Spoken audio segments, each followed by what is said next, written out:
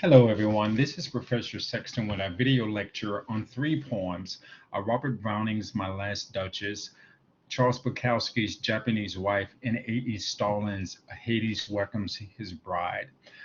Just because of the length of these poems, I'm not going to be going over them in word for word. And so, what I'm going to do is I'm just going to highlight some of the main elements of the poems that you want to pay attention to.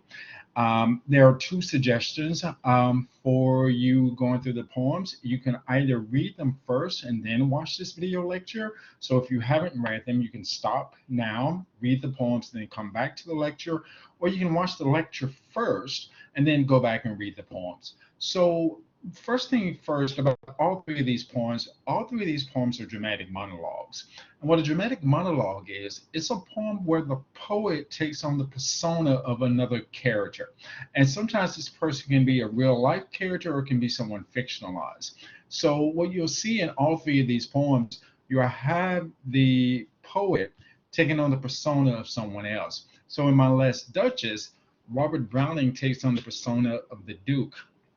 When you're reading this poem, you got to be very careful to keep in mind that it is not Robert Browning speaking, but it is the Duke that is speaking. This is a relatively long poem, the longest of the three. And so, what I want to do is I just want to bring it up and highlight a few aspects of it. So, the poem begins with the Duke talking. And at the beginning of the poem, we're not 100% certain to whom he is speaking. But all we know that the whole poem is directed towards this person. And he begins by stating, "That's my last Duchess painting on the wall, looking as if she were alive." Those first two lines are very significant because there are two interpretations of that.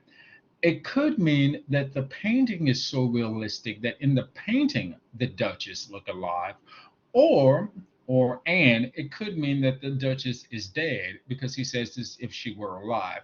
The poem never specified what is the case. And then what the Duke goes on to do is he goes on to describe the poem or the painting and how the artist is Fry Pandoff, and how the artist was able to cause a spot of joy in his Duchess face, and that's a blush. Um, what you'll come to realize that as he talks more and more about this painting, you realize that he's a very jealous man and controlling. Because if you read here, line 10, he says, "The curtain I have drawn for you, but I." Well, let's go back to line 9. "But to myself thou turn, since none puts by the curtain I have drawn for you, but I." So this painting of his Duchess is behind a curtain, and it is he who draws the curtain to allow other people to look at it. And so that is a sense of control because even in the sense of the painting, he's very careful with who he allows to see the painting. And then he goes on to speculate about how that glance came into her cheek. And this is beginning to see his joy or his jealousy that he has. Because you see here where he says on line 20, "Was courtesy, she thought, and cause enough for calling up that spot of joy. She had a heart, how shall I say, too soon made glad, too easily impressed. She liked whatever she looked on, and her looks went everywhere. Sir, 'twas all one. My favor at her breast, the dropping of the daylight in the west, the bough of cherries, some official food broke in the orchard for her." So in those lines, you can see that the Duke is a jealous man because he says that his last Duchess, her looks went everywhere and she was easily impressed. One of the things that you had to keep in mind here, that in this poem, you're getting the perspective of the Duchess through the Duke's eyes and not hers. So she's not being able to tell her story. So everything that you hear about the Duchess, you're hearing from the Duke. So you have to determine whether he's telling the truth or is this some indication of his own jealousy. You go as he continues to go on, he goes a little bit more into detail about how he thinks of himself. So if you look here in a line around 31, he says, "Or blush at least, she thanked men good, but thanked somehow, I know not how." This can imply that he feels that his wife was unfaithful. It doesn't say that directly, but it somewhat implies that. And then if you go on further, he says, as if she ranked my gift of a 900 years old name with anybody's gift. Who will stoop to blame this sort of trifling? So what you come to realize there is that the Duke comes from an old established family, a family of 900 years. And notice how he says, my gift of a name, almost as to imply that in having given her the privilege of marrying him, that he expects complete obedience from him. But notice this too. He says around line 34, who will stoop to blame this sort of trifling? Even had you skill in speech, which I have not, to make your will quite clear to such as one, and say just this or that, and you discuss me, here you miss, or there exceed the mark. And if she let herself be lessoned so, nor plainly set her wits to yours forsooth, and made excuse, even then would be some stooping, and I choose never to stoop. So that's a lot to take in there. But essentially, what he's saying is this. He's saying that he doesn't have the skill or the ability to tell her what he likes or dislikes in her. But that's a lot, because he just tells this person that who he's speaking to what he likes and dislikes in her.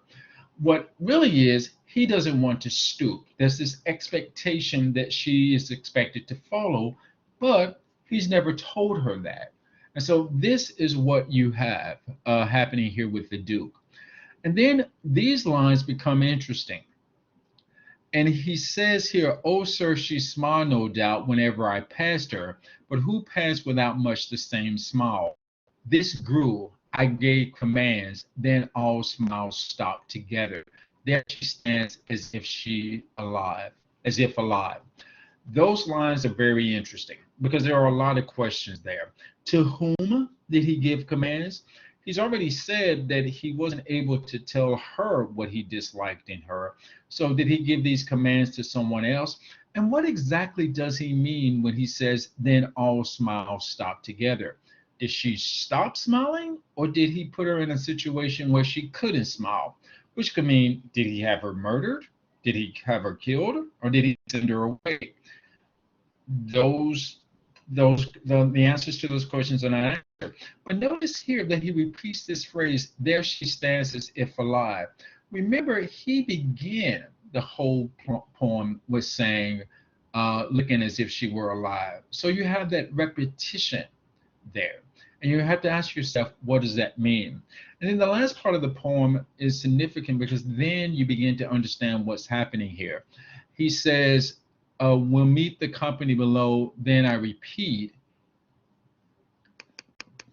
the count, your master's known magnificence, is ample warrant that no just pretense of mine for dowry will be disallowed, though his fair daughter's self, as I avowed at starting, is my object.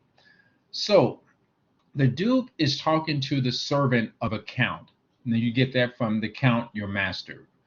So he's talking to the servant of a count. And he's in negotiation for his next duchess because he says, though his fair daughter self is my object. But notice there that he calls her an object, someone that he can own and possess, much like he owned and possessed his last duchess. And now, if you think about it, if he's in negotiation for his next duchess, that leads credence to the possibility that his former duchess is dead. And notice that the title of the poem is My Last Duchess, which is also interesting as well, because it almost implies that there might have been other duchesses besides this last one, that there might have been a string of them. And then the last thing is, he brings the messenger's attention to a sculpture. And he said, notice Neptune, though, taming a seahorse thought a rarity, which clouds of Embrook cast in bronze for me. Neptune is the god of the sea. And in this sculpture, the Duke is pointing out how Neptune is trying to tame a seahorse. And could it be that this is also the Duke trying to tame his duchess? Duchesses, because, we're talking about the last one. So as I said before, there's a lot happening in this poem that you'll want to go through, read slowly, and try to figure out what's happening there. I want to bring you up to the next poem, The Japanese Wife.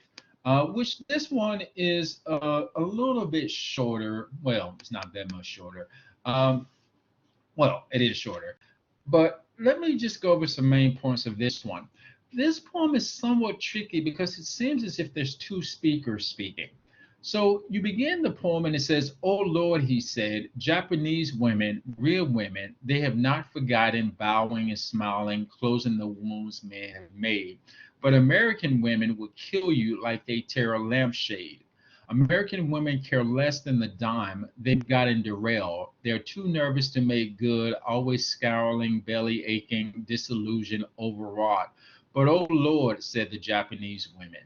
So this first part of the poem seems as if there's a speaker speaking about how Japanese women, according to the speaker, are real women and how they tend to be more submissive than American women. So he's comparing Japanese women to American women.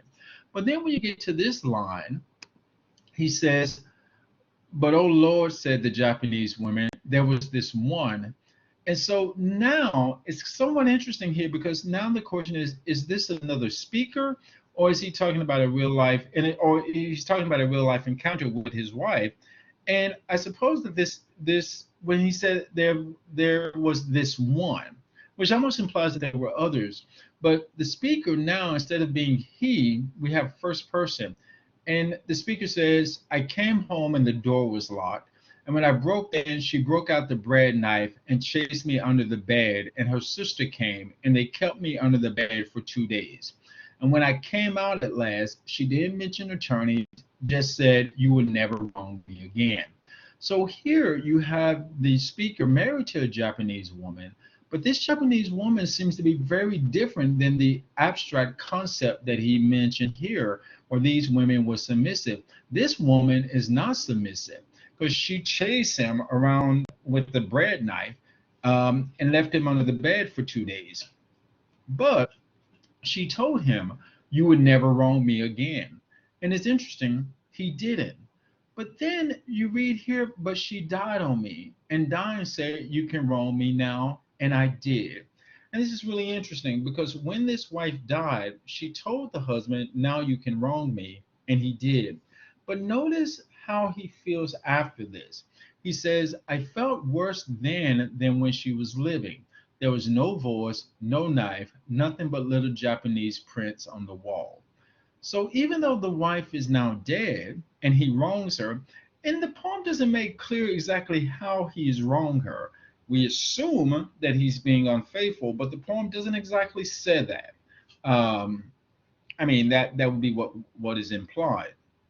But he shifts here and he starts talking about the little Japanese prints on the wall.